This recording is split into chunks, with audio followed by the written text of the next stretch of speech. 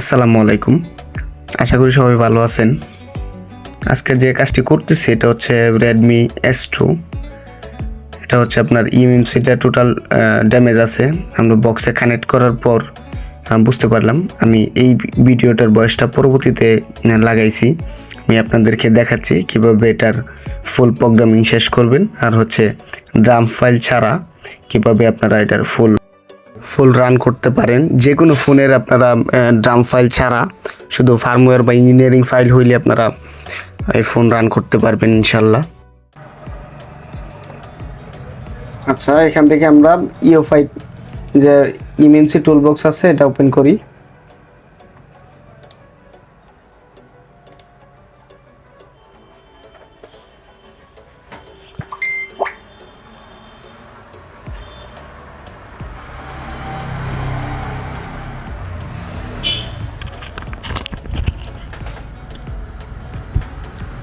Open হওয়ার পর এখান থেকে আমরা আইডেন্টিফাই করব। আমরা প্রথমে যে eMMC-টা লাগাইছিলাম এটা হচ্ছে টোটালি ড্যামেজ। আমরা একটা একদম ফ্রেশ নতুন eMMC নিছি, অন্য একটা ফোন থেকে খুলে নিছি। এটা হচ্ছে আপনার এই স্যামসাং ব্র্যান্ডের। আর আপনারা জানেন অবশ্যই যে কোনো eMMC চেঞ্জিংয়ের ক্ষেত্রে যদি পার্ট নাম্বার মিলাইতে না পারেন তাহলে হচ্ছে আপনার স্যামসাংয়ে নিতে হবে, কারণ স্যামসাংয়ের সব কিছুই চেঞ্জ করা যায়। আপনার পার্ট নাম্বার, সিআইডি নাম্বার, মানে যা আছে A to Z, booth partition সব কিছু চেঞ্জ করা যায়। তো আমরা এই বিষয় দেখে আমরা স্যামসাংয়ের একটা eMMC নিছি। এটা হচ্ছে আপনার 3GB 32GB একটা eMMC। এখন এটা হচ্ছে আমরা প্রথমে হচ্ছে ফরম্যাট করব, ফ্যাক্টরি রিসেট দিব।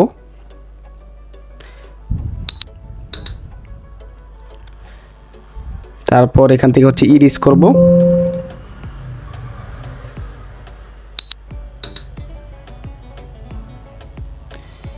আবার আইডেন্টিফাই করি। আর প্রত্যেকবার যে আইডেন্টিফাই করতে হবে এরকম কোনো কথা না।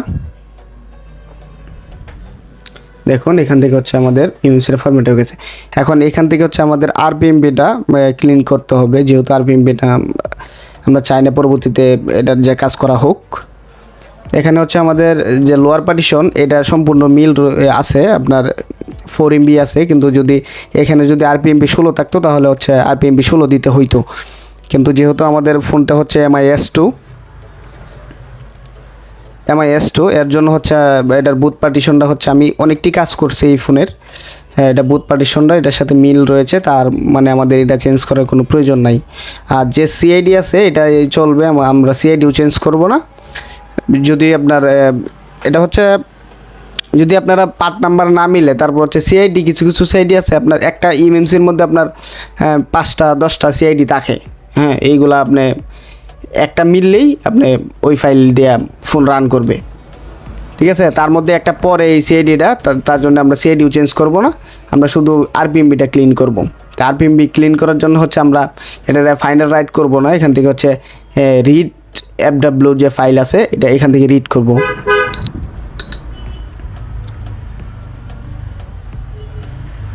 আর হচ্ছে আমরা এটা হচ্ছে কোনো প্রকার ড্রাম ফাইল ছাড়াই হচ্ছে এই ফোনটা রান করব। আমরা কোনো প্রকার ড্রাম ফাইল লাগবে না। EXD CXD ফাইলের কাজটা কি আমি আজকে আপনাদেরকে দেখাবো। অবশ্যই আপনারা ভিডিওটি সঙ্গে থাকবেন।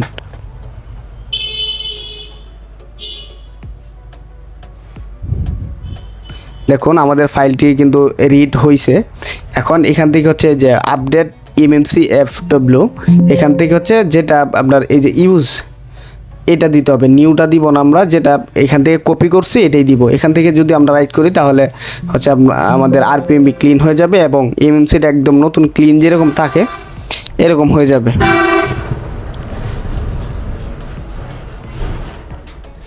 এটা একটু সময় লাগবে। আর ফুল ভিডিওটা আপনারা দেখবেন, আশা করি অনেক কিছু শিখতে পারবেন।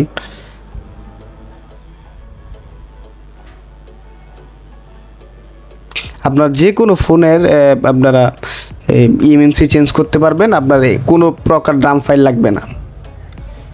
ড্রাম ফাইল ছাড়া ফোন রান করা যায়। অনেকে আছে যে বলে যে ড্রাম না খাওয়াইলে আবার চালু হইতো না, এই সেই হাবিজাবি অনেক কিছু বলে, কিন্তু আসল নিয়মটা এরকম না, অন্যরকম। আপনি যেভাবেই কাজ করেন একটা আপনার নিয়ম আছে, এই নিয়ম অনুযায়ী কাজ করলে 100% প্রত্যেকটা সাইডই আপনি রান করতে পারেন।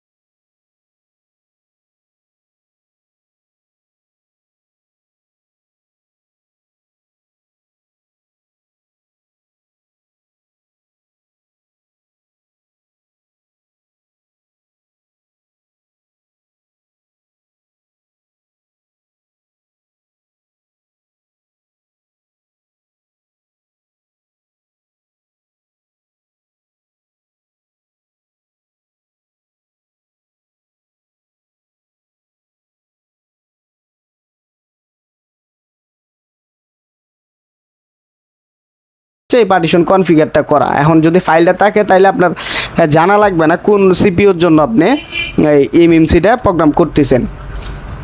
এখন দেখুন এটা হচ্ছে আমরা O2 তে করব, যেহেতু আমাদের কাছে ড্রাম নাই। এটা ড্রাম আমার কাছে আছে, কিন্তু আমি আপনাদেরকে এভাবে দেখাবো যে ড্রাম ফাইল ছাড়া কীভাবে ফোনটা রান করতে পারেন।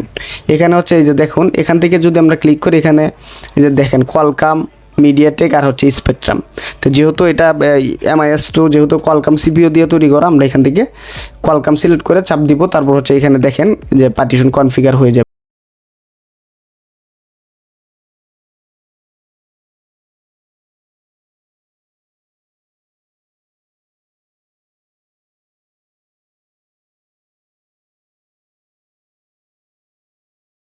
দেখুন এখানে আপনার এই যে পার্টিশন কনফিগার কিন্তু হয়ে গেছে।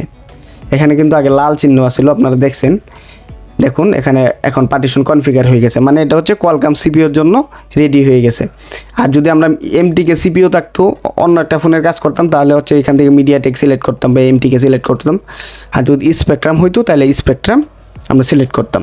তার মানে এখানে আমরা ফাইল ছাড়া কাজটা হচ্ছে O2 তে করলাম। এটা হচ্ছে EHD EXT CXD ফাইলের কাজ। আর হচ্ছে বুট 1 বুট 2 এটা হচ্ছে এই লোয়ার পার্টিশনের কাজ। এই লোয়ার পার্টিশন যদি আপনার কম বেশি থাকে তাহলে হচ্ছে এটা তো মিলাইতে হবে পুরোটা। তাহলে এই বুট 1 বুট 2 যদি আপনারা এখানে খাওয়াই দেন ফাইলটা, তাহলে এই অনুযায়ী এখানে এটা সেট হয়ে যাবে। কিন্তু এটা আবার এই যে ড্রাম ফাইল যদি না থাকে তাহলে হচ্ছে এই যে এখানে দেখুন বুট সাইজ আর হচ্ছে RPMB সাইজ এখান থেকে চেঞ্জ করতে পারবেন। যেহেতু আমাদের এটা আপনার সেম রয়েছে, তার জন্য আমরা এটা চেঞ্জ করব না। এখন আর কিছুই করব না, আমরা সরাসরি এখান থেকে ফ্যাক্টরি ইমেজে আসে, তারপর হচ্ছে এখান থেকে আমরা যেহেতু MIS2 জন্য রেডি করব, এটার জন্য আপনার MIS2 যে ইঞ্জিনিয়ারিং যে ফাইল আছে এই ফার্মওয়্যার দিয়ে ফ্লাশ করতে হবে। আমি আপনাদেরকে দেখাচ্ছি, ভিডিওটির সঙ্গে থাকুন।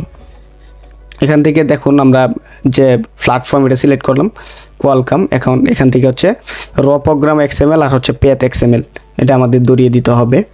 আমরা ফাইলটা আছে ডেস্কটপে, আমরা দেখাচ্ছি।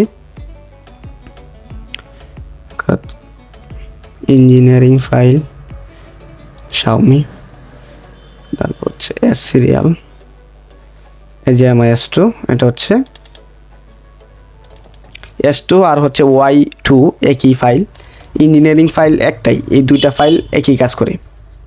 এখন এখান থেকে হচ্ছে আমরা এই ফাইলে দেখুন এই যে ফাইল কিন্তু আমাদের ধরে গেছে। এখন দেখুন এই যে লাল যে চিহ্নগুলো আছে এইগুলো হচ্ছে আপনার নেটওয়ার্ক ফাইল।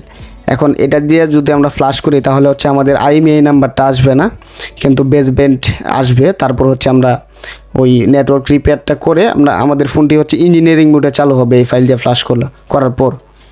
আচ্ছা, বাকি প্রসেস আমি পরে দেখাচ্ছি। দেখুন এখান থেকে আমরা রাইট করব, আর অন্য কোনো কিছু করতে হবে না।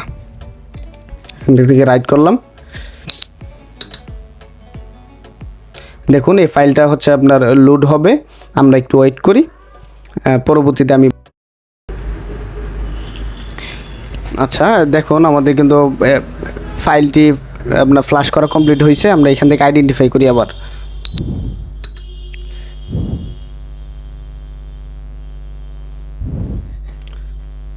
দেখুন এখানে হচ্ছে